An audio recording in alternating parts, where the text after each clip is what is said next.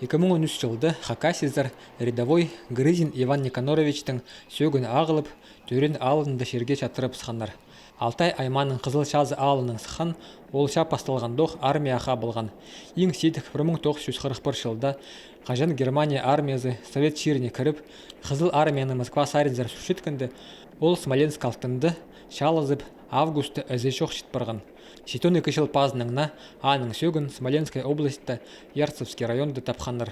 2019 жылда Қызылшазы ал шөбі аға өнетін құмартқа тас тұрғыз салған. Сағам ол арашыланы спаза культура министерстволары хайынды. Грызин Иван Никаноровичтің құмартқа тазы культура испайына кир салғаннар. Шеяны тұрғызар үшін ал шөбі алымға кірпірған. Ам Илбек адалға шады аралысқан кізлерінің аттарын құмартқалерінже өнетін федеральный программады аралысша. Аның хостера предыдущий бригамун алырға ізденчелер. Ам по программу хостера по воинским захоронениям амандары заявка берген собственномдер Министерство культуры зары.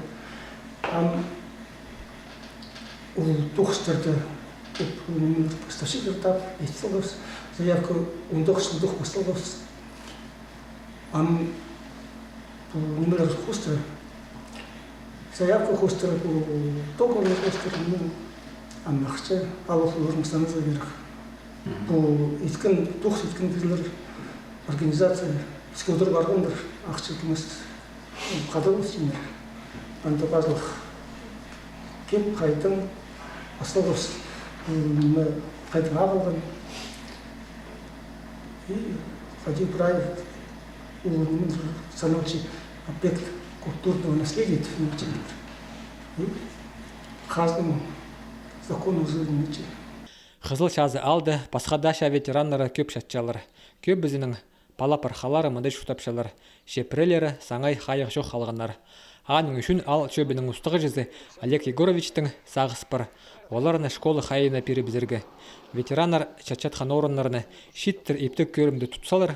Олар пілерлер постарының мақача шыр соғжыларын кем сидік шат ұзынды қазына бұсты күштік үржідің арашылып қалған. Сергей Чебадаев, Дмитрий Кузнецов хабарларға.